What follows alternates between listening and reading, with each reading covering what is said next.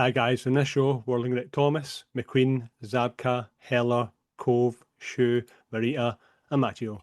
We're looking at 1984's Karate Kid.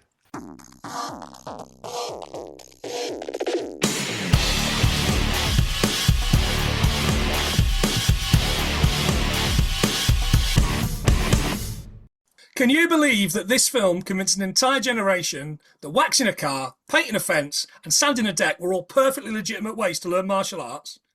Welcome to 100 Things We Learned from Film. I'm one of your hosts, and my name's Planty Sam. And I'm the other guy, and I'm definitely always waxing off. John, yeah, No, I bet you are. John, how's your waxing off going? Well, it's going. Oh, it's going. It's All right, pretty much isn't it? pretty much standing off now, but I'm getting there. So, at your age, it will be. Christ on a bike. That's us. That's this purged from YouTube straight away. YouTube doesn't like it. We are the podcast tries to learn 100 things from a different film every single week, and this week we got a guest, somebody very special that has been that pays for the podcast. One of those crazy bastards that pays the podcast. The gentleman we know as Sam. Sam, how are you? Yeah, I'm good, thank you. Yeah, really, as I was just saying before we started calling, relatively short time listener, very short time payer, and first time caller. So I've done what I wanted, and I'll be cancelling my subscription immediately in about 90 minutes time. There has been a couple of people that have done it. There's been a couple of people that have, as soon as the episode's dropped, have cancelled their quid. And it is just a quid, listen. If you give us a quid, we'll put you on the wheel. We'll give you special episodes, various different bits and pieces, including Cartoon Crack, which is our cartoon show. There's going to be a new one of those probably the same day this drops, I think, which is going to be very interesting. John's looking and going, I don't remember recording that. That's because you didn't, John. That's because you didn't. I did it with somebody else. Sam, you have picked a film for us. What is it and why is it? I'm going to hold fire on the why. The what is The Karate Kid, 1984's The Karate Kid. It was a film that a very close friend of mine and I are big fans of. Are we big fans of it? We're definitely big fans of the Cobra Kai series, the ridiculous Netflix show that you can watch if you're up for watching something ridiculous. It's become a bit of a favourite in our family, and so when the wheel was spun and my name came up, it seemed like the obvious choice. Okay, not seen a second of Cobra Kai. John, seen any of it? Not Cobra Kai, but I was a massive fan of Karate Kid to the point where when I saw it, I don't know why, but I ran to the nearest library to sign up for karate. I don't know why I ran to a library. It was just a thing at the time, but yeah, Polk Library. Did they throw books at? Did you have to punch through books? You like Jeff Capes, ripping through yellow pages? I tried. I bet you could rip through yellow pages now, though, couldn't you? Oh, man. Bear in mind, I was playing IK Plus on the ZX Spectrum at the time, so it was all about karate back in those days. Yeah, fantastic. So you both got a relationship with this film. I've definitely seen it, but not as an adult until I watched it twice this week for the podcast. And I gotta be honest, it's great fun. It's so silly. But it's trying to be serious. Like it takes itself so seriously. Yeah. But it is so silly, stupid. That's not how those things work. But I had such a good time with it. It's crackingly full of character actors as well, which I love. Yeah, one of the things I did notice is your opinion of the characters does change as you get older. I don't know why. I thought Daniel was the be all and end all, but now I'm watching it as an adult. I think, man, you're a bit of you're watching it and going, man, I loved I loved the guy that ran the dojo. I loved him. He was my favourite. And now you're going, I'm not so sure. Well, not anymore. Seriously, if your opinion of the characters is already changing, John, then I do recommend Cobra Kai. Yeah. For all the reasons just mentioned. It continues to be silly, but I would say knowingly silly. But the way that it kind of re-looks at some of the characters without any spoilers is quite interesting. Yeah. With the caveat that it's still utterly ridiculous as a concept and a story. I'd expect nothing less. But yeah, I've pretty much been told the exact same thing, purely because I had the discussion about Daniel and Johnny, and he says, no, you need to look some backstories. Yeah, so no, I get that. I get that. I think we're going to get on it. I think we're going to watch that. How many series is that? 4 or 5? 4 or 5? Oh, but they're only short episodes. Are they really? All right, okay. Relatively, yeah. It's not like hours and hours and hours. Yeah, they started on YouTube, didn't they? And then became a bit of a phenomenon. Okay. So if you like what we do, you can be like Sam, you can give us a quid. That is at patreon.com/100thingsfilm or 100thingswelearnfromfilm.co.uk is our website with all of our links and everything you want to do. If you don't want to give us any money, tell your mates about us, follow us on the socials. That would really help us out. That would. If you are listening, I recommend that you watch this on YouTube because it's recorded. It's recorded live in front of a live studio audience. It isn't the cats are here, but that's about it. Everybody knows your name. Where I'm at the Old Valley Championships because I'm still in the temporary room. As Joe would call it, the oubliette. It's the room of junk full of all sorts of things that I don't want anybody to see.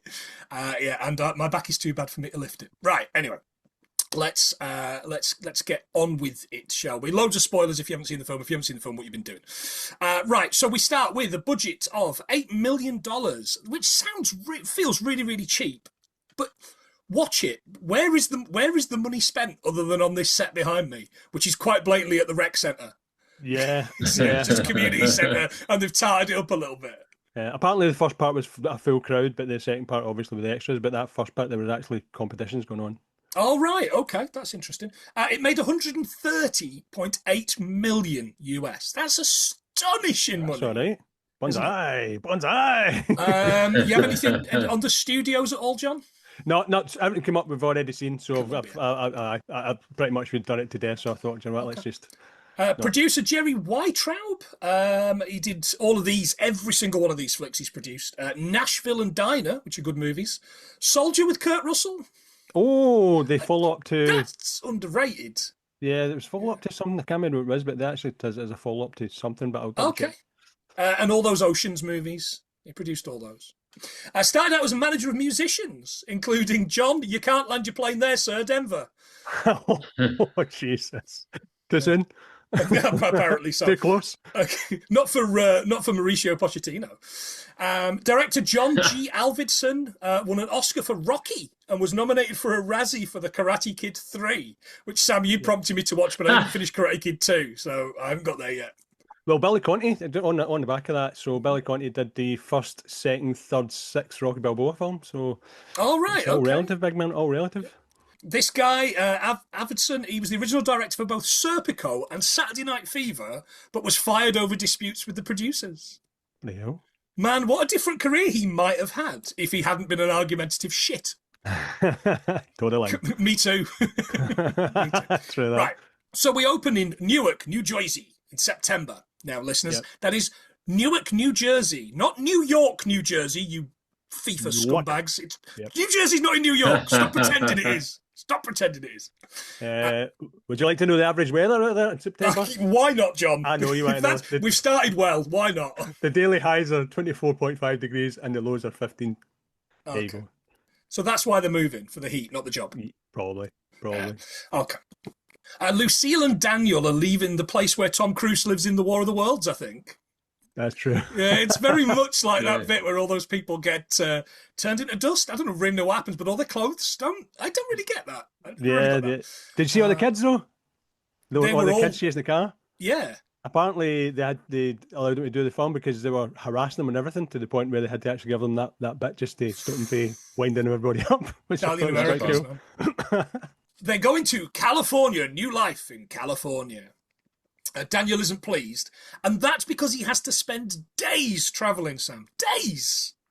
From one side of the country to the other. It's actually 2,780 miles from Newark to Reseda, which will take you 1 day and 15 hours solid driving, according to Google Maps. Jesus. Although not necessarily in a 1969 Chevrolet Chevelle Malibu station wagon, which keeps breaking down. It keeps breaking down. John's face. That's my job. How dare you, sir? This is my job. This is that was just my segue. Over to you, John, for all the details. No, you've ruined it now. No, you've ruined it. I tell you what, I think you were talking about your internet history before we started recording, John. I think you've got bookmarked that car car movie database thing? I've got, but I actually picked on one car and I did it specifically because I love the car and I know a couple of facts about it, but I'll give them just now. So it was a 1948 Ford Super Deluxe convertible, which they gave him after production and he still got it. The yellow one that he drives. Yeah, it's a great car. The car breaks down at Canyon Portal Motel, as Sam said. The Canyon Portal Motel was a historic roadside accommodation located at 280 North Highway in Sedona, Arizona. It no longer exists. 2021, what a year. Gone. In its place, the site now houses a strip mall and other accommodations. Interesting car fact. So the car was apparently chosen as a way of demonstrating the different economic status of the LaRussos and Johnny Lawrence, who was driving a 1983 Avanti convertible. Ooh. The Chevrolet Chevelle line was actually the premium upscale trim package of the Malibu that they were driving. Oh, really? So they didn't quite nail it. No, still an old car, though, right? Yeah. Top of the line, baby, top of the line. Drop it to bits. They arrive in LA and it's an apartment and she's banging on about this pool. He's like, Ma, I get it. We've got a pool. He kicks open the gate and hits this guy in the face with the gate. It's quite a good kick. It's not the best kick we'll see in this movie, listeners, but it's a pretty good kick. He shows him the pool. It's empty and it's minging. The old lady's good, though. This place is a dump. You should go back to Jersey. Freddie invites Daniel to a beach party tomorrow because, we're in California and the Beach Boys are still all alive at this point. Oh, yes. Daniel turns the tap on and it covers him. So Mum spends him to speak with the bloke that fixes stuff for the flats. The old lady kind of gives him the directions. Did you spot who the old lady was, the actor? Do you know, I knew who it was, but I just didn't look it up, sorry. It's Frances Bay, Happy Gilmore's grandmother. No way. It is, yeah. Brilliant. Happy Gilmore's grandma, yeah. She lived until 2011. She was 92 years old. Wow. Good innings. So she's dead, but so's the dog. So. Not again. Oh, man. Daniel finds the maintenance man, this Japanese gentleman, trying to catch a fly with chopsticks. He's like, will you come and fix it? Aye. When? After. After what? After. You got kids, Sam. I'm sure it's always like that, right? It's an entirely legitimate response to a boy that you've never met coming and demanding that you fix his tap.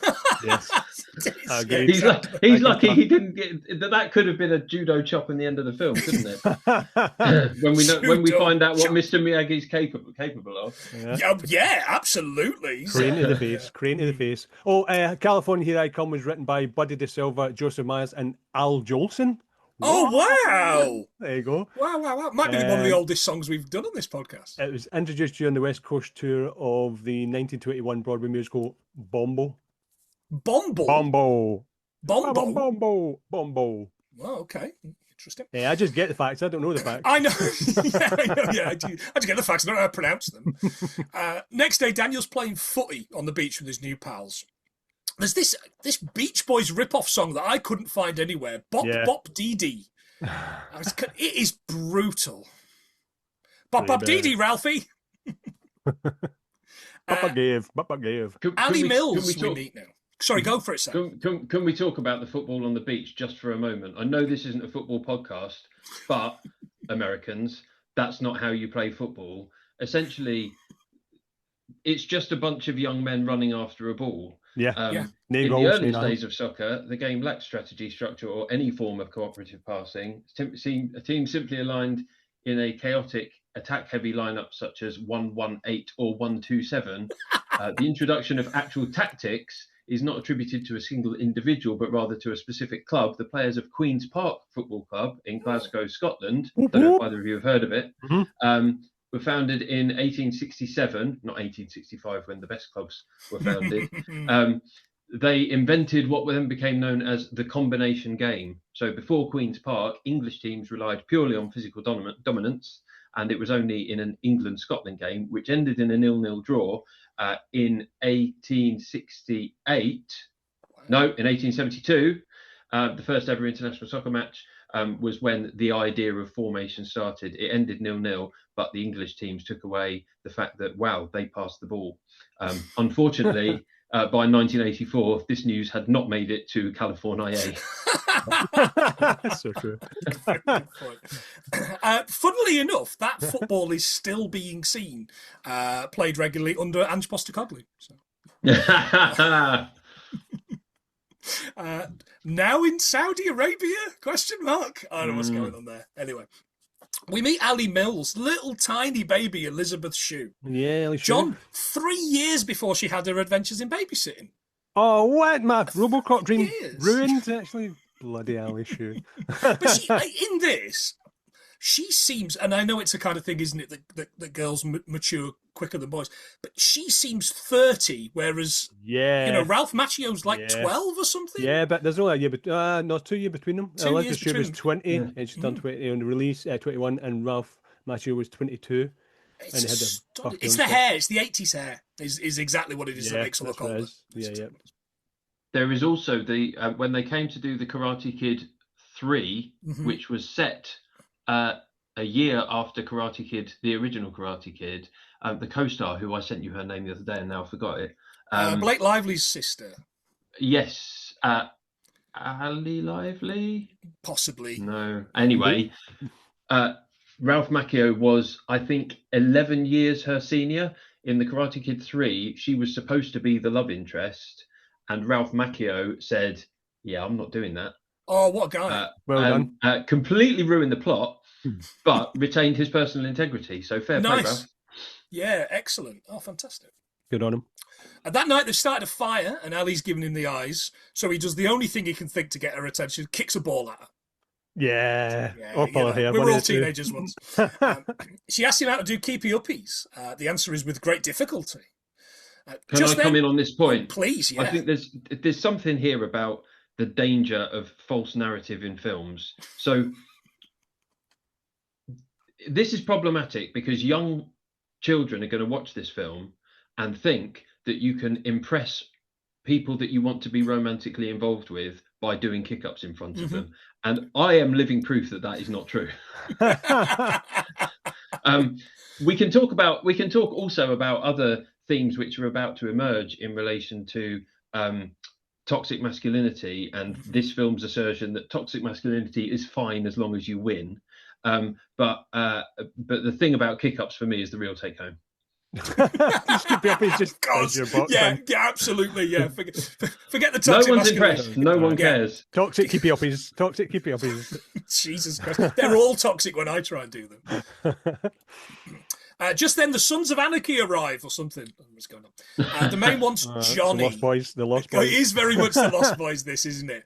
He's Ali's ex, and he sees her playing kick-ups with Daniel. So he hassles Ali, but she's having none of it. When he grabs a beatbox, that's when Daniel finally sticks up for her. You can hassle a woman all you want, but do not mess. Don't touch your ghetto blaster. Do not touch your ghetto blaster. And he gets a kicking for his troubles. He's about 1.5 foot shorter than Johnny, by the way, I noticed. And he gets his ass kicked. Ali looks to help him, but he's crying in the sand? Question mark. Yeah. It's not a good look, Daniel. It's not. If I cried in the sand in front of a girl I liked, in front of Mrs. Plant when I met her, I wouldn't be where I am today. But also, how horrible are all his friends that he's just made? You know, leave him. On the face of it, he's just moved to California and found some guys who also like playing football, and is hanging out with them on the beach. The moment he gets beaten up, they go, "Ha! What a loser!" Where'd you find that guy? Yeah, Where'd you find that guy? Yeah, they go straight against him. That's pretty bad, actually. Yeah. I can't believe you got kicked in by lads that are trained by some sort of Nazi dojo. Some Marine. Jesus. Yeah, we'll come to him. We'll come to him. The next morning, Mom's making the driest eggs in the world. The dirtiest, driest.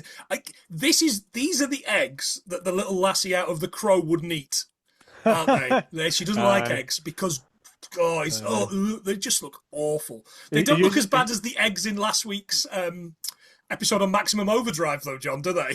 True. He did use those eggs to sand the wood later on, didn't he?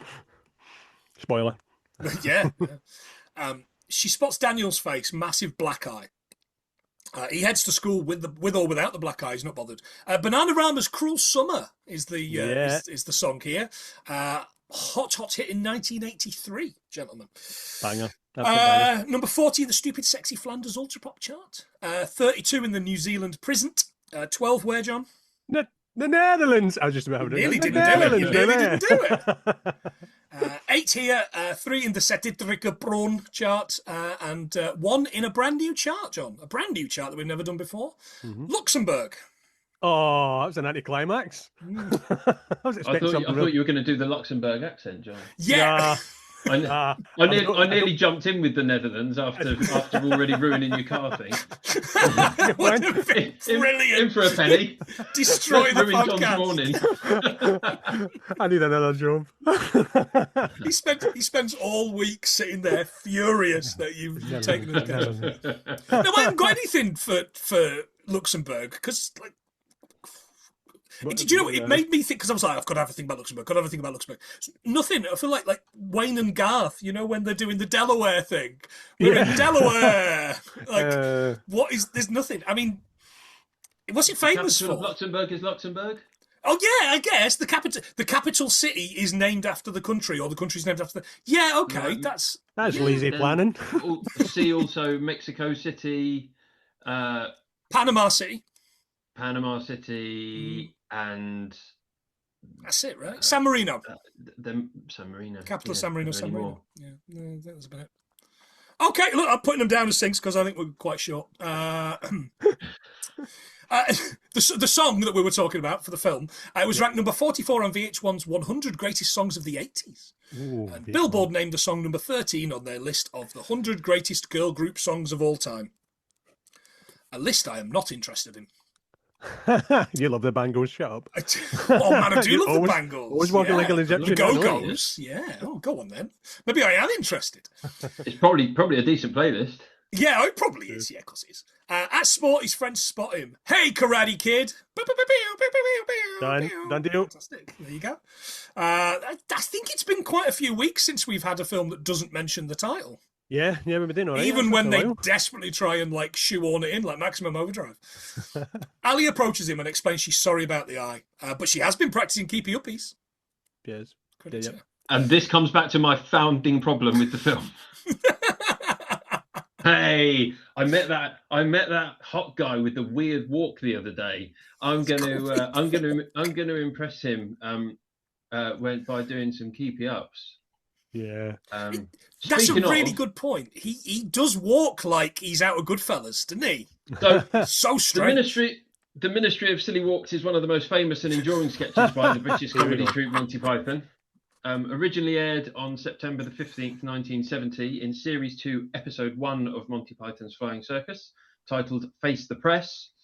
In 2014, the city of Urge, Norway, officially installed a Silly Walk pedestrian crossing sign, encouraging citizens to cross the street like John Cleese.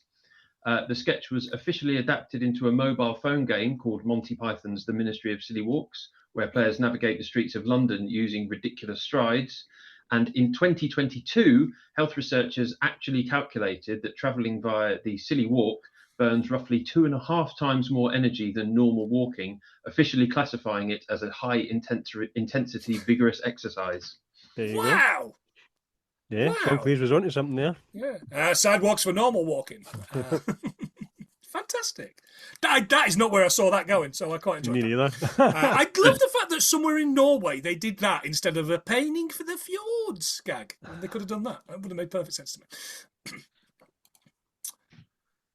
Keepy uppies, by the way, gentlemen, the official Guinness World Record for the longest continuous keepy uppie is held by Swedish TikToker, of course it is, Daniel Jakob. He kept the ball aloft for 28 hours, 21 minutes and 2 seconds. Wow. What a long time. The female record, 10 hours, 22 minutes and 8 seconds, set by Brazil's Raquel Tachiti Benetti. All right, Raquel. And UK freestyle footballer, which is not a thing, Dan Magnus travelled 200 miles over 10 days whilst continuously keeping a ball in the air. Wow. There you go. There's another scrap with Johnny here and Daniel storms off. Later that day at the apartment, Daniel's practicing karate from a book when the old janitor comes to fix the tap. What's happened? I fell off my bike. Lucky you no hurt the hand. Again, it's funny. Sometime later at school in the canteen, Ali and Daniel meet. $3.75 for 2 school dinners, by the way. Yeah. I know we slag Reagan a lot, but that son of a bitch got something right. Daniel heads to the Cobra Kai dojo. And First Blood Part 2's Martin Cove, by the way. What movie is this guy in?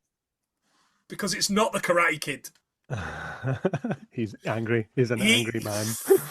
This guy, right, John Kreese. He's even got his own cutout photo of him there. And a photo of him in the army that says US Army Karate Champion. It's what we all aspire to. Yeah, getting her in cardboard cutout. But here's the thing. The picture isn't even of him in his karate PJs. Like, he's in front of a gun in Central America hunting the predator or something. What was going on in this photo? Daniel sees Johnny here and leaves. Dan goes to see his mum at her job at the Orient Express restaurant. Yeah, it turns out it was real. Yeah, well, at one point it certainly was. Yeah. It no longer exists, though. Filmed at 5410 Wilshire Boulevard and later became the Korean Express restaurant and nightclub. She explains over dinner they're putting her on this management program 2 days a week. Now, she's having a whale of a time here in California. And as a 47-year-old man, I want to see her film. I want to see her story. Yeah. That's much more interesting. She's having a great time. I don't know, maybe she has a little bit of a thing with her boss. You know, who knows what's going on? You know, like the mum in The Lost Boys, John? Yeah. Mum in The Lost Boys, she's having a great time with her boss, who turns out to be like the king of the vampires. And she gets to work in a video shop. What in a video shop? I know, yeah, exactly. Yeah. Can't beat it. Although she is also doing management training, so you know, a bit reductive, to be honest with you, mate. Maybe she's the boss. Maybe she is, yeah. Well, he says she was working with computers and stuff like that earlier on. Yeah, he does, and she's not. She's in a restaurant. Like, I hope someone got fired for that blunder.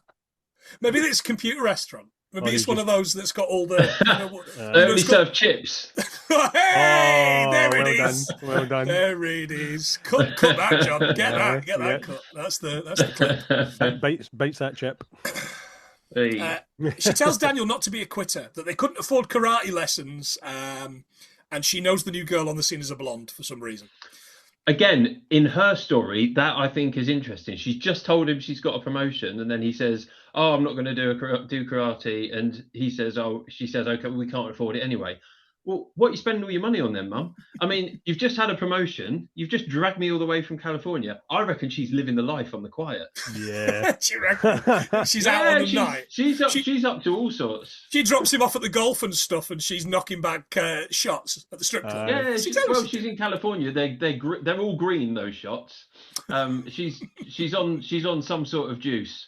Yeah, of course. Costing her an absolute fortune, but she's living it up. But no karate lessons for you, sunshine. That Unless night they're free from a caricature. and indeed they are.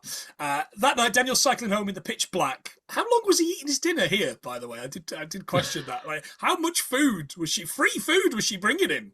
Mm-hmm. And the wild hogs arrive, and they force him off the road and down a hill. Yep. Much later, Mum's parking up at the flat, and Daniel's dragging his broken bike to the bins. They have a huge, heated Italian-American argument, of course. I hate you, bike. I hate you. He hates the bike, and he hates her, and he hates it here, and he wants to go home. And then he's changed his mind. I've got to take karate, Ma, at a proper school. And she's a good mum. She's like, we'll figure it out. We'll figure it out together. And they head off, but they didn't notice. It's a minor aside. He's ever so highly strung, isn't he? Oh, yeah. Well, he's Italian-American, I assume they all are. Too much provolone, or whatever's got Gabba Magool. He really does flip from one thing to another. Anyway, sorry, that's quite all right. That's not a thing that we learned from. Well, it's a thing that we learned from this film, but one of the characters is very highly strung. Yeah. Yeah. Well, there's a couple of them I think are probably.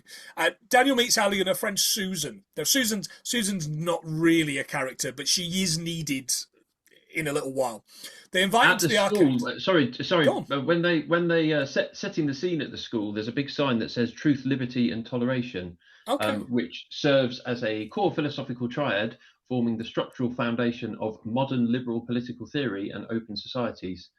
Historically, it emerged during the 16th and 17th centuries to resolve the violent religious conflicts across Europe, and is now established how a state or community can remain stable and free when its citizens hold deeply conflicting beliefs. The specific phrasing is immortalized on historical plaques across America, most notably a historic plaque dedicated to the native sons of the Golden West, which reads, "This building is dedicated to truth, liberty, and toleration." I thought it was a cult. Sounds like a cult, doesn't it? It certainly does. It sounds like the opposite of what the world is at the moment, to be fair. That real life school is Charles Evans Shue's junior high school. Oh, okay, excellent. Thank you very much. He agrees to go with them to the arcade till he sees Johnny and the Cobras. It's a good name for a band, write that down. She accuses him of running away. I didn't know Zabka from anything, this guy, William Zabka, that plays Johnny, from a thing. But, John, we've actually done a film that he's in on the podcast. 1985's European Vacation, where he plays Audrey's boyfriend, Jack. Jesus. Yeah. That's a good one. He's in That's that. a good callback. The National Lampoon? Yeah. Oh, my. This is... I might need to stop and call my wife immediately. No, we'll carry on. I'll do it later. There's a connection there. There's absolutely a connection there. The Houses of Parliament, Big Ben. That night at home, his bike is fixed on top of the stairs. Not only is it fixed, but it's clean, and I think a different bike. I didn't think it was the same bike. The wheels are definitely bigger.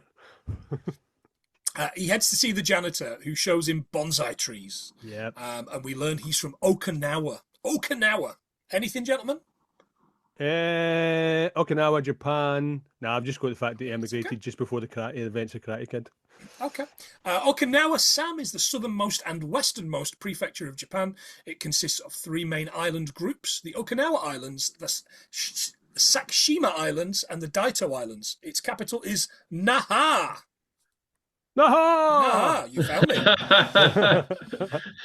Which I did have an Alan Partridge reference, not that one. But we'd have to reverse in the narrative. We've no issue with that.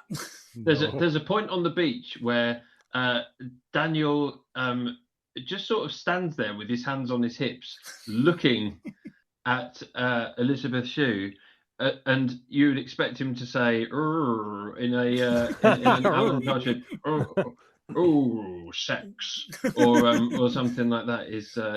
I'd like to kiss her. Exactly, it's full accidental Partridge. I love it. I didn't see if in the shorts or not whether the netting had perished. I wasn't entirely sure if that had happened. I wasn't looking too close at 21-year-old Ralph Macchio's groin. The boys were very much in the barracks. Indeed. Iramote Island is home of one of the world's rarest and most endangered cat species, the Iramote cat, which is a little tiny leopard type thing. I don't know. The last census in 2020, the population was 1,467,480 people. Someone that was born there, Ben Shepherd of Soundgarden, was born. What? In Okinawa. There you go. On the Air Force base. It was all Air Force bases. I didn't know Ben Shepherd was in Soundgarden. I thought he was not doing that one. TV. Not that one. So many strings to that man's bow. I know, exactly. Not only was he the bassist in Soundgarden, but he can decide which bit you drop your coin down and tipping point. Yeah. Interesting fact about Ben Shepherd off the cuff. Okay. Ben Shepherd and comedian Joel Dommett are about to release a skincare brand, which they've named Foreskin. No. Yep. That's a real thing. Dommett's funny. He is. I like Dommett. Yeah. I'm not so sure about that. Maybe Ben Shepherd's funny, or maybe Dommett's doing all the work there. I would say Dommett's doing the work on the comedy, and Ben Shepherd's doing the high performance. We're going to get this out business. Yeah, probably. Absolutely. The old man tells him to close his eyes and focus only on the bonsai tree. Mum arrives and Miyagi gives her this tree. These are really expensive, by the way. If you want a bonsai tree, because I had one many, many years ago. They were quite dear then. I can't afford a bonsai tree now. I'd only end up killing it. No, I looked up the world's smallest one, and the world's smallest one is classified as a keishi. It's thumb size and measures 2.5 centimetres, but it's nearly impossible to maintain. Yeah, of course it is. It's not a tree. Tiny, it's a tiny wee stick. It explains Daniel must practice trimming. Later, Miyagi's carved pumpkins for Halloween. Daniel isn't going to the party at school. I'll just hang here with you. To make honey, bee need young flower, not old prune. Come on, Miyagi, you filthy dog. Oh, my God. Miyagi was looking at the shorts. Miyagi was looking to see if the boys were still in the barracks. Daniel says he'll only go if he was the invisible man so no one could see him. And Miyagi comes up with the greatest costume I have ever seen for a Halloween thing. Mm-hmm. This weird little circle of a shower curtain. Yeah, it's good, isn't it? With the shower above, with the little twinkle. Man, it's so good. Yeah, boy, they're good. So good. So, according to House and Garden, the popularity of shower curtains has undergone a major shift, evolving from a basic cheap necessity into a deliberate interior design statement. While glass shower doors dominated luxury trends for decades, shower curtains are experiencing a massive resurgence in modern home decor. Christ, fantastic! All right, Anna, well done. That's some great housing stuff. Maybe you should do some housing journalism. Step on the toes of our friends. Right.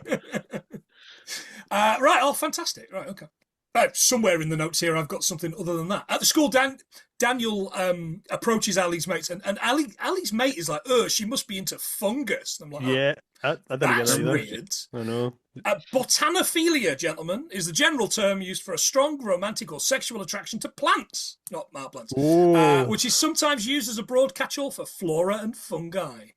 There's this bit. It's help me, my flower needs watered, she says. I was like, Mr. Miyagi, is that you? In the bathroom later, Johnny's rolling a doob in the toilet cubicle. And Daniel grabs this hose, puts it in, and turns it on. And it's great, because not only does it drench him, but he slips on the floor. It's a good slip. And we learned that they're all dressed as, I think, the Misfits. I don't really know why they're all dressed as Skellingtons, but they're like a big, like the Skeleton League or something, aren't they? I don't know what's going on. Johnny starts karateing him, and Johnny's about to finish him when Miyagi shows up and just kicks the fuck out of these boys, these miners, doesn't he? Mm-hmm. Immigrant uses mystic arts to batter rich white boys. That's your headline. He would get iced in 2026. He would get iced. Oh, okay. Yeah. Miyagi carries Daniel back to his lair. Where did Spider-Man go? Who? The guy who bailed me out. That was me. No way was that was you. Why? Because I am old man. He says he learned karate from his father, the fisherman.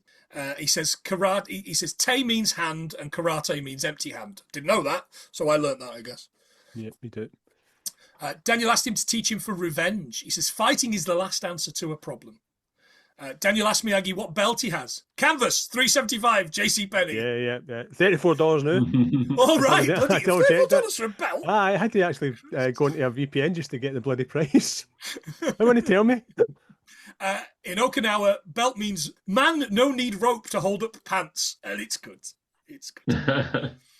Columbia Pictures was reluctant to cast Pat Morita because audiences mainly knew him as Arnold from Happy Days. The director fought for him. And that was fair because best supporting role, Oscar nominee, Pat Morita. Wow. Now, I would have suggested he should have won until I looked up the others, and he lost to Dr. Hang S. Ngua for The Killing Fields. So, it's a pretty good, it's a pretty good film and it's a pretty good role. It's arguably a little bit more serious than The Karate Kid. Just about, just a tad. Next day, they head to the Cobra Kai dojo and they see the All Valley Karate Championship poster there. To be fair, this looks like child abuse. What's going on in here? This looks like this is awful. Why would you allow this man to treat your children in this way? It was of its time. It's like indoctrination. You mentioned a cult earlier on, John. I think this is a cult. The cult of whack. It does seem that when you take your kids to a club of any description, you do kind of try and get a sense of the person who's running it. And John Kreese is not a man with a filter. So what's he saying to the parents when they bring their child along and say, I've got a kid who's interested in learning karate? And he's like, okay, well, my philosophy is strike hard, strike first, strike hard, no mercy. So I'm basically going to teach your little Terry here to be an absolute arsehole. Is that kind of what you're looking for? Yeah, cool. Well, that's $10 a month because it's only 1984. So no worries. They're all rich kids, though, aren't they? I think that's what they want. Yeah, that's what you get. Give them that little bit of harshness, because there's no way little Johnny is going into the military once he graduates. So this is going to be that military bit for him, because it's the LaRussos of this world that are ending up on the front line at Basra. Do you know what I mean? Not this guy. I heard you jump some of my students last night. He said, I've asked you to leave the boy alone. This is a karate dojo, not a knitting class. Miyagi suggests they battle at the tournament, but only if they leave Daniel to train alone. But if you don't show, it's open season on him. Jesus Christ. Never put this guy and Gary Busey in the same room, because that they would just explode. But give him the Oscar. Give this guy the Oscar. Forget Miyagi. They head to Miyagi's house to train. He's got this fleet of classic cars that we've already talked about, and Miyagi sets him to clean them. They make a pact. He says to Daniel, no questions, and I will train you in karate. So we do wax on with the right hand, wax off with the left hand. Where did these cars come from? Detroit, RoboCop country. I did expect John to have written something like, I don't know, is RoboCop's car here? So yeah, well done. You beat me to it. At its peak in the 50s, around 80% of all cars in the world were built by American manufacturers, most of them in Detroit. More than 300 different car companies once operated in Michigan. Today, only a handful remain because capitalism. And the world's first moving automobile assembly line was introduced by Henry Ford in 1913, cutting the time to build a car from over 12 hours to about 90 minutes. Pretty impressive. Pretty impressive. Robots. RoboCop doing it. Can you fly, Daniel, son? Later, Daniel's finished and heads in to see Miyagi meditating, and he leaves him to it. The next week at school, Daniel and Ali are talking, and they see the cobras. Daniel knows they can't touch him, so he winds them up about their injuries and walks off. One of them shouts, "Must be take your worm for a walk week." So that's great, but everybody knows Take Your Worm for a Walk week is famously March the 7th to the 13th, so this is bullshit. Bullshit. He asks Ali to go out on Saturday night, and the cobras approach him again. He gets the teacher to try and explain the plains natives to them. That's not the word he used, but I'm not using that word. He makes a dash for it, but Daniel can't get away. Gets dragged by the teacher for another lesson, and it's quite funny. I quite enjoyed that. It's karma. Before horses arrived, gentlemen, many plains tribes hunted bison on foot, sometimes driving entire herds over cliffs, which is known as buffalo jumps. Smoke signals were a real way to communicate. Tribes also developed a remarkably sophisticated plains sign language, allowing people from different nations to communicate despite speaking different languages. There you go.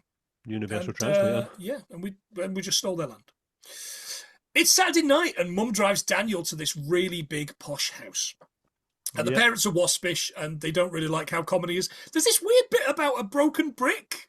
I thought I told you to fix that. I thought somebody was going to get hit with that at some point. It looks like I thought, up for somebody to get hit. Is that the brick where the key lives under when they lose their keys? It's like that statue in Home Alone. What was the point? Getting that bloody statue. That's exactly right. Yeah. The car won't start, of course. She gets Ali to drive while they jump start the thing noisily, and the parents look on in disgust. Yeah. So we go to golf and stuff, lads. Man, I want to go to golf and stuff. Yep. Well, you can. Oh, what? Because Golf and Stuff is absolutely a real place. Opened in 1969, is located at 10555 Firestone Boulevard in Norwalk, California, just southeast of Los Angeles. Still fully operational. You can still play miniature golf, crash into each other on the bumper boats, race go-karts, and trade tokens in the arcade. The park even embraces its cinematic history by displaying a photo collage of Daniel and Ali's date inside the arcade area. Oh, right, okay. Nice. The only thing you won't find is the Echo Pizza and stuff. I looked that up. Turns out Echo Pizza far away into... And the big water slide as well, which I don't seem to have written down when, but that has since been destroyed. Okay, probably for the best. Well, her house is located at 4072 Alonzo Avenue in Encino Hills in Los Angeles. Oh, so her dad's an actual Encino man, is what it says. Encino man, exactly. California man. So they do loads of amazing things. There's photo booth. Remember photo booths? Yep. And these carts, like, what was going on with these carts? It looked like they were driving Luke's speeder from A New Hope, didn't it? In these strange cart things that they were doing. They were off to Tashi Station to pick up some power converters or something. I'm not entirely sure what that was about. And some rod table hockey. Yeah, that looks good. I'd love a go at one of those little, like Sabutio, but with hockey men. Yeah, invented in 1932 by Donald Munro. Scottishman. Aye, Ken. Got to be. Where's your trousers? On the hockey table. Daniel gets the hump because all her mates have got sports cars and he's getting picked up off his mum. And he takes it out on Ali because he's a prick. Yeah. I mean, I say that, but I'd be awful to rich people as well. There's this weird bit the next morning at Miyagi's where he's in the garden. Wow, this is beautiful. And I thought Chun-Li's restaurant was nice. I was like, whoa, what's the special? Sweet and sour spinning bird kick? I was going to say it's Chun-Li from Street Fighter. Yeah. That is so weird. Maybe that's where they got the name from. Man, they nicked it from the Karate Kid. Well, obviously they got the outfit. Of course. Yeah. And Johnny Lawrence's mate M. Bison, of course. that runs the place. Yeah. For you, it was the All Valley, but for me, it was a Saturday. When it comes to the bit where Mr. Miyagi talks about his wife, I'm pretty sure her name was E. Honda. Esmeralda Honda, famously. Madore Zangief. That's why he married her, because she had that 100-hand movement. Why wouldn't he? Well done. Honda slap. He shows Daniel how to sand the decking. Right circle, left circle, right? And that's fine, but I think decking's a death trap. As soon as it gets wet, you're gonna go over and do yourself. Can you put ladders on it? There's always like stuff under it. Yeah, there's always like animals live under it. And yeah, it's decking, man. It's dark and late by the time he's done. Miyagi tells him to come early tomorrow, 6:00. And Daniel's of course put out because we've still not done any karate. When he arrives the next day, Miyagi's trying to catch a fly with chopsticks. Man who catch fly with chopsticks may achieve anything. And the lad picks up a pair and catches it like within about 10 seconds, doesn't he? Yeah. He's absolutely furious. Beginner's luck. He says, so I can accomplish anything, right? Yeah, but first you accomplish painting the fence. The fence, by the way, is like the Great Wall. It's massive. It's massive, yeah. It's huge, like, because he lives the other side of the tracks, doesn't he? I think he lives in a junkyard, but he's just built this fence around this junkyard thing. He says, I'm all finished. Looks pretty good, huh? And he's like, yeah, both sides. Wah, wah. By that time, it's dark. Miyagi's off for the night in this floral shirt and Homer's fat guy hat. I loved this. It was a great outfit. It's the granddad bit in the Lost Boys, isn't it? Yeah. Oh, it was, yeah, very much so. Because he's also got a hot date with the widow Paulson. Oh, yeah. Gotta get me a steak. Next day, Daniel arrives. There's a note on the door, and it's just says, paint the house. Such a prick. He arrives, and he's been fishing. I've washed your car, I've painted your fence, I've sanded your decks, and I've painted your house. But you are training. And I'm like, this is indentured servitude, Daniel. Don't do any more. Just don't do any more. But then Miyagi shows us, doesn't he? He shows us.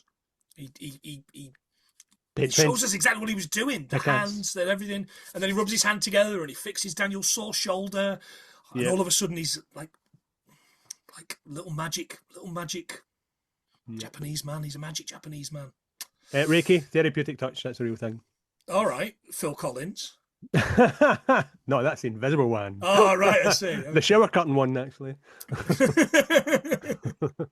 All these were techniques for karate, right? And then put it together, it's defensive moves, and it's good. And he says, return tomorrow and we'll do some more. When he does return tomorrow, it's beach training. He has to kick in the waves to help with balance. He's rubbish at it, but when he turns around and looks at Miyagi, he's stood on this pole thing doing these kicks. Yep. Isn't he? It's quite impressive. They head it's back really hard. I tried it the other day. Honestly. You're not even 52-year-old Pat Morita. Try standing on a pole and not even doing the kick, just jumping from one foot to the other. You're going to do your ankle, I promise you. It's not your ankle you're going to do right between your legs. That's going to go in it. The whole lot, yeah. we head back to the car, and there's these two racists here, which in the credits are hilariously named Yahoo 1 and Yahoo 2. Yahoo Serious.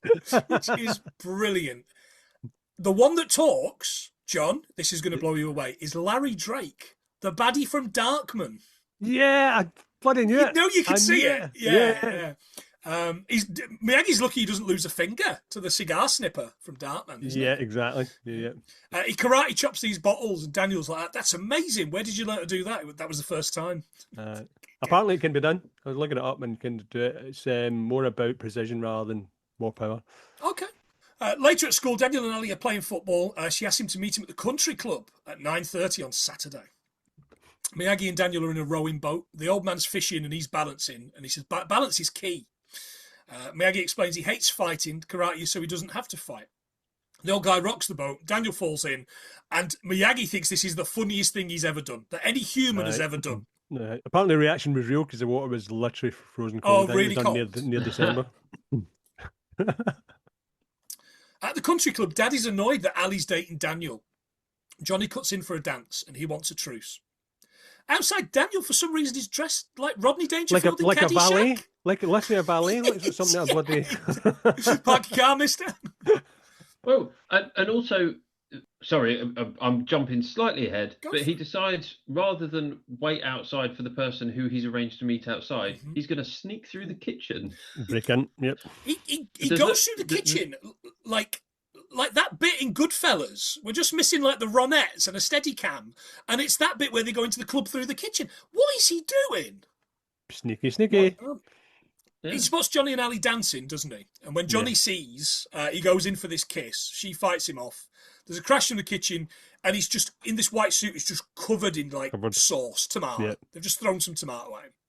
They all laugh. The way everybody laughs is like Miyagi's overreactionary laugh from the last scene. Yeah, it's like something for Carrie, isn't it? Honestly, it's very much like Carrie. Period, man. Yeah. What the hell? Let's eat the rich. Well, that is some poor boys just walked into some waiter. Everyone finds it hilarious. Yeah, because he's poor. That's why. Yeah. And he's dressed like out of Saturday Night Fever. White Goodman, that's what he's dressed like. White Goodman in Dodgeball, that's what he's dressed like. And it was there. And it was there. You're waiting for it. Daniel heads to see Miyagi, and he is hammered. Looking at a picture wearing an army uniform, singing the Japanese blues and shouting, Banzai! It would have been his anniversary with E. Honda, sadly. He shows Daniel a picture of him and his pregnant wife, and he's doing this thing about his wife's childbirth complications at Manzanar, and he falls asleep. Daniel reads these paper cuttings, a letter saying she died in childbirth November the 2nd, 1944. And it's grim. People that didn't die in childbirth, November the 2nd, 1944, Keith Emerson, English keyboardist with Emerson, Lake and Palmer. Yeah, and Michael Buffer, the let's get ready to rumble bloke. There you go. Yeah. That's going to cost you. Yeah. Oh shit! Yeah. Oh god! Yeah. Oh no! It was that in deck one. It was that in deck one. I've seen it. I think we spelled it different.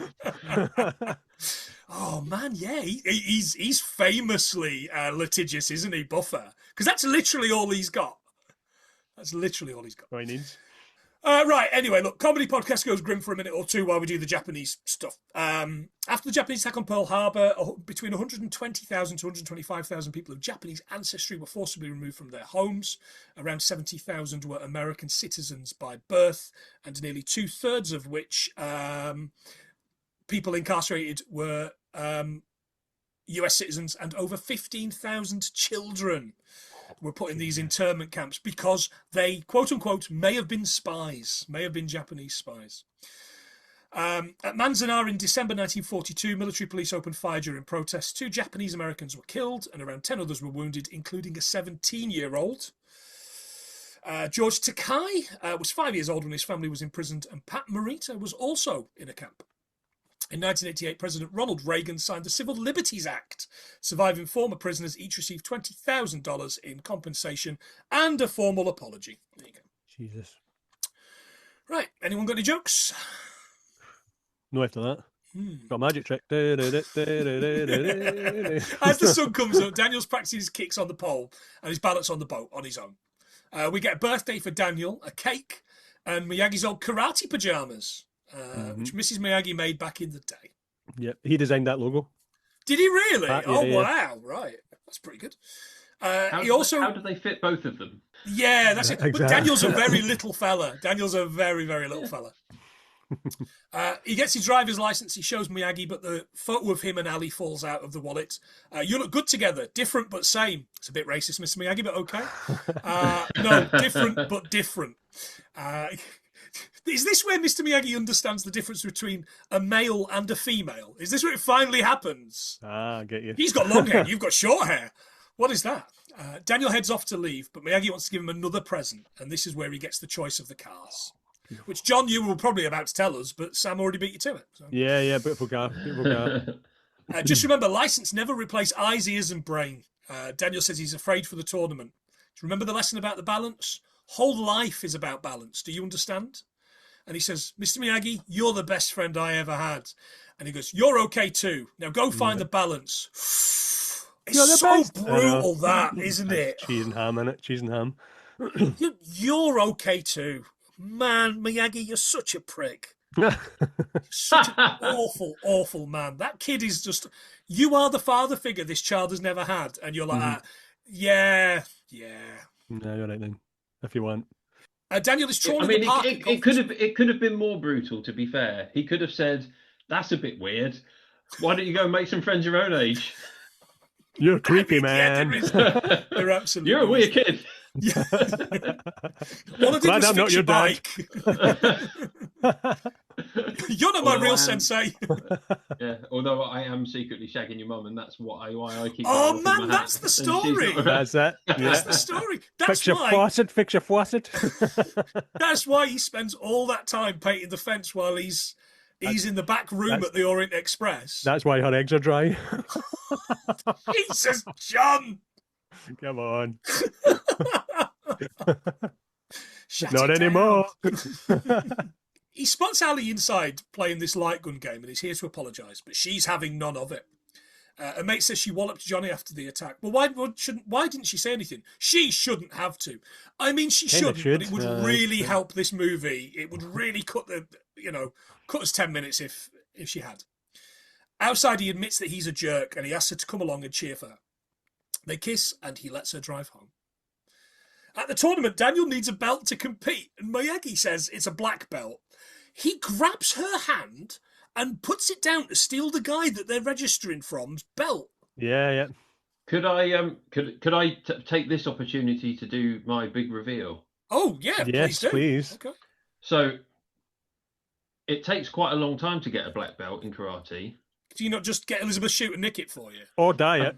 You absolutely don't, and I can tell you that because I've actually done a spot of karate myself. Oh, look at this! And so these are my belts. None of them are black.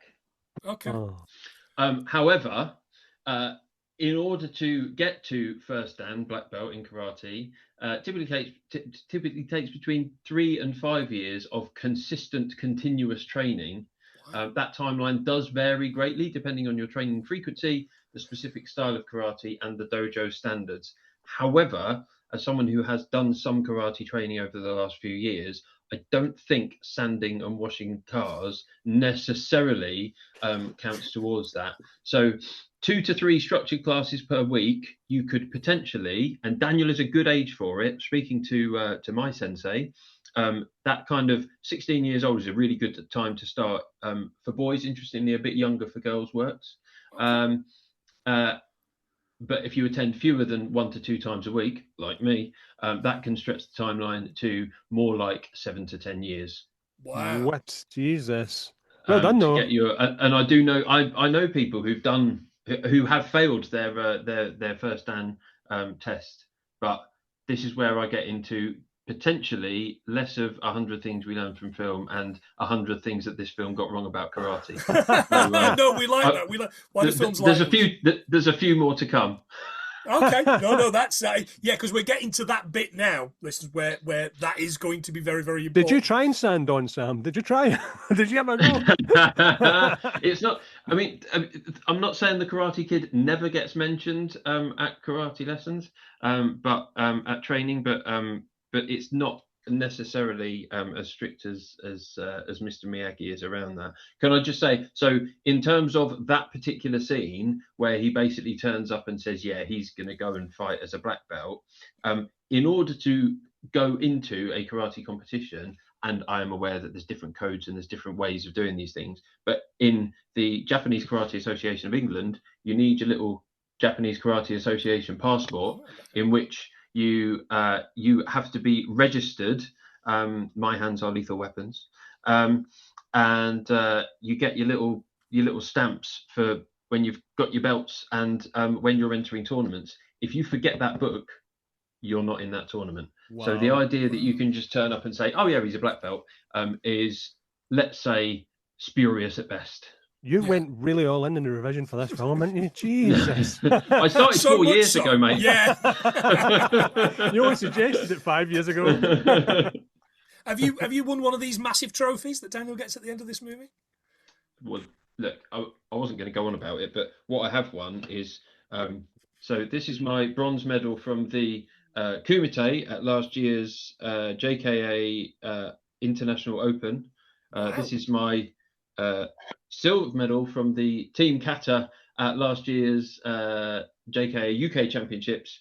Wow. And this is my gold medal from the Kata competition, which sounds impressive so far. This is the trophy that I got for being what the Americans would call the winningest member of the karate club in Colchester last year. The caveat, and it's a hefty one, which goes across all of the top of this, is at my level in my age bracket. So let's just... So I am an international karate champion within a very, very fine remit. Right, okay. It works though. Great. Hey, I can't get off the sofa without groaning, so you've got that going for you. Can I also just say, the reason I chose the film is not so that I could show the internet. Yeah, whatever. Yeah. See if you've got a lightsaber out, I'm going to go crazy, man. In the dressing room, the Cobras are hassling Daniel. Points or no points, you're dead meat. And the ref comes in and breaks it up for some reason. She puts the belt on him. Where did we get this? Buddha provides. It's good line. Also, the judge won't, how does she know? How does she know how to tie a karate belt? Which is belt. Not necessarily straightforward. Yeah. Oh no, they're really long, and you have to do like a whole thing where you start at the front and go around the back and loop it under and stuff. Oh, right. There you go. There's a thing. It's there is a specific way to tie a karate belt. Okay. And also, how is she the only person who knows the rules of the competition? Yeah, that's really weird. Yeah. Because she basically tells us that if you get you get a point for this and a point for that. One for the balls, two for the face. One for the balls, two for the face. The judge won't let her stay at the mat until they claim she's translating for Miyagi. And there's this great bit where what did he say? Oh, he says he's got an uncle in Japan who looks like you. Oh, thank you. You're welcome. That's another brilliant great escape bit, isn't it? I do like it. In karate, you do actually get more points for a head kick. Part of the thing when you're doing that competitive, the kumite element, is that you do want to score points, but you also basically get points for showing off. So if you kick someone in their kind of sternum, then you would get fewer points than if you kick them in the head. Okay, great. Cool.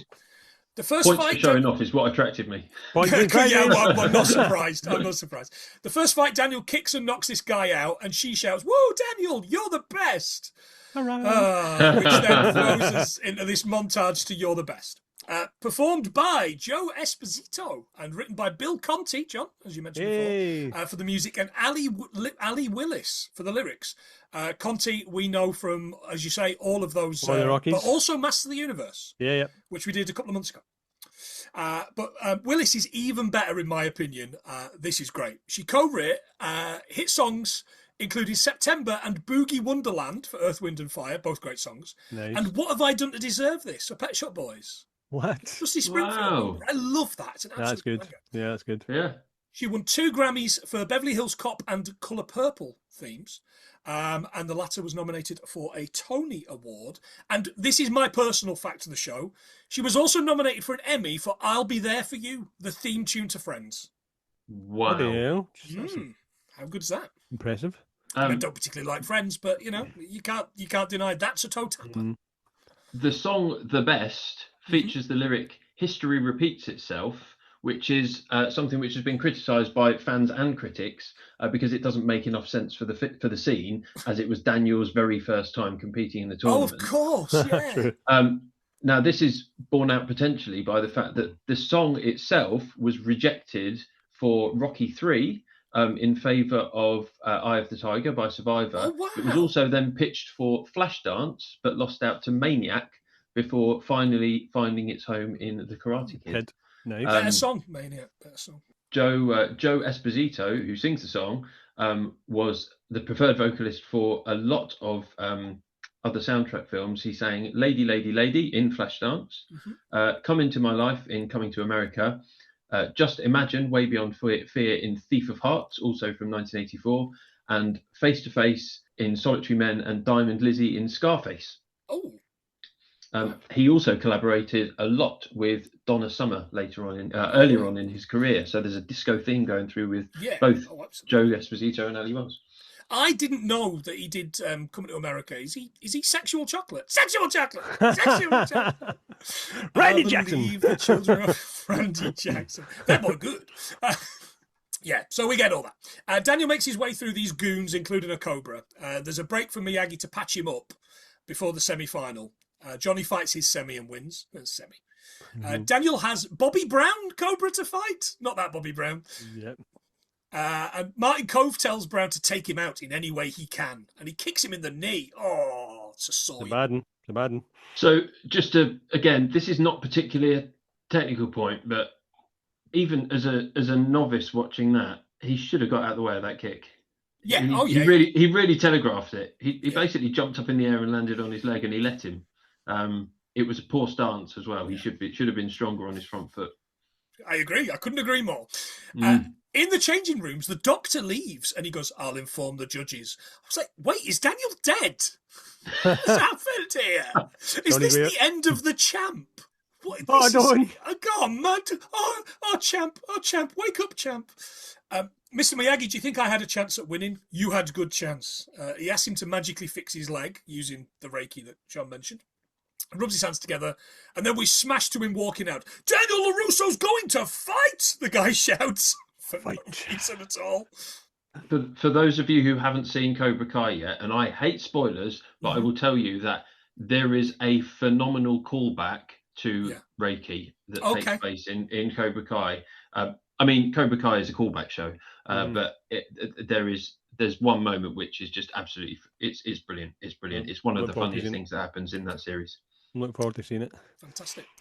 Johnny versus Daniel. He's limping, but he's ready to go. Zabka had zero karate training before being cast. He was a wrestler, though. Oh, he was a wrestler? He was a wrestler, Yeah. Macchio had previous training in dance and some martial arts movements, which meant he was well suited. He could move. For it. He couldn't dodge a bloody kick. But which explains why he's doing all that dancing earlier on, and Miyagi shouts at him for it. Johnny comes at him, but it's first point to Dan, and then he gets another point with this brilliant drop. Martin Cove's like, "Sweep the leg. You got a problem with that?" I'm like, Martin Cove, please just take it down just a notch or two, please. Yeah. His reaction genuine. Apparently, he was meant to say it softer, but he actually. I don't think this man's ever said anything softly in his life. You can't get to bed. Yeah, exactly. He gets him with a leg sweep and then a second, and it's 2-2. And it's a good fight, except for the punch to the face. It's next point winner. Daniel goes down under another kick to the knee. Daniel lines up a crane kick and wallops him, doesn't he? Absolutely wallops him. Crane kick, is it a thing, Sam? Is it something that you do in karate? It's not something I've done in karate. Maybe when you get to higher levels. It is as much discussed later on an illegal kick. And again, depending on style of karate, then there are very different approaches to how you actually conduct yourself in that kind of context. So a couple of other things on here. Mr. Miyagi is very determined that they make eye contact while they bow. That's not consistent across every style of karate. And in Shotokan karate, you bow and look at the floor, not at your opponent, when you do the bow. There's another issue in relation to the match area itself. which is unusually small here, and in the practice dojo earlier on, a match area is 8 meters by 8 meters, which is the match area itself. And then there is the safety area, which is a 2 meter wide perimeter that completely surrounds the match area to protect athletes who step or fall out of bounds. Okay, fantastic. He wins, of course, and Johnny's line, which feels kind of just thrown in at the last minute. You're right, LaRusso. Good match. We did it, Mr. Miyagi. We did it. And it's the second time I cried watching the film. Obviously, I cried at the bit where he was telling us about his dead wife. That was heartbreaking. But yeah, this is nice. It's a nice, happy ending. I love it. Cool. That's all. One more thing I've got. Jerry Weintraub got the idea after hearing about a bullied teenager who learned martial arts to defend himself. I mean, that sounds like every school. I don't know how much of that I believe, but yeah, apparently that's on the internet. Right, okay, let's go. John, I know you need to go very, very shortly, so we may not get a goodbye from John. He may just leave. But Sam, we'll get John to go through any facts he might have left. The iconic South's apartment is located in 19223 Sithikoi Street in Reseda. It's a 37-unit 2-story complex built in 1963, and mini golf, or crazy golf as known in the UK, evolved from early putting games invented in Scotland in the late 19th century. There you go. Fantastic. Okay, Sam, anything more? One more geeky karate fact, if I may. Lovely. When Mr. Miyagi teaches Daniel to punch, he teaches him to kiai, which is not the sound you make, but is when you punch someone, you do a kiai, which is made up of 2 Japanese words, ki, which means internal life energy or spirit, and I, meaning to join, unify or harmonize. So put together, it means an outward explosion of unified body and spirit. I have more on the Ki, but if John needs to go soon, I'll save that for another time. I'll save that for the Karate Kid too. Is that Nofi Parappa the rapper? This made the top 5. Sorry, go on, Sam. Sorry, I was just going to say, it's something which, when you actually do karate, it's something which is really focused on. Your Ki is important because it shows the spirit and energy that you're bringing to what you're doing. And whilst, as someone who did it, I was never going to be the fastest in the room, never going to be the strongest in the room, but there was a good chance I could be the loudest. So I really enjoyed that element of karate personally. Top 5 box office in 1984: Beverly Hills Cop, Ghostbusters, Indiana Jones and the Temple of Doom, Gremlins, and this. There you go. So it did pretty well. Right, Sam, I'm going to top them up. Do you want to have a guess at how many we got? I mean, John's going to be better at guessing this than me. I'm just going to go for 100, bang on. Oh, John, can you go higher than 100? 113. Oh, Sam, can you go higher than 113? 117. Oh, John, higher. 132. Oh, 125. 125, Sam, that's impressive stuff. That was all you. Impressive stuff. Yeah, exactly. We probably wouldn't have got 100 without you.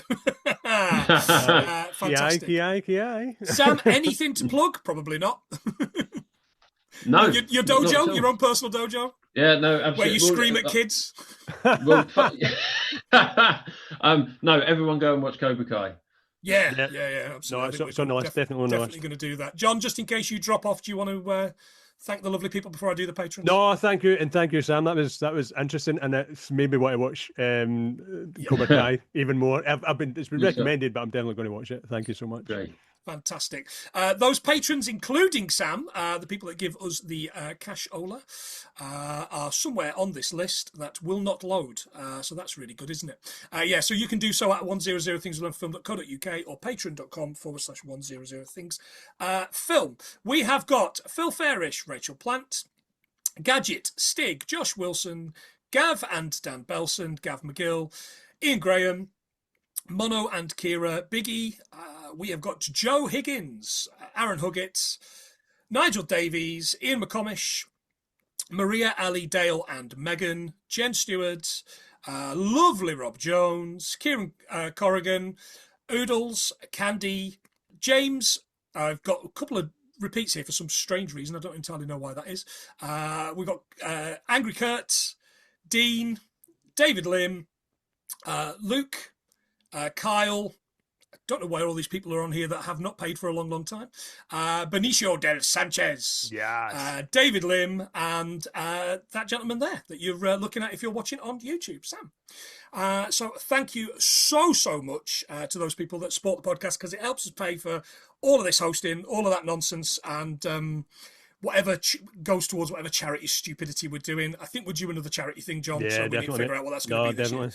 year. It won't be a walk until I fix my back. But again, Sam, thank you so much for making us laugh, helping us learn.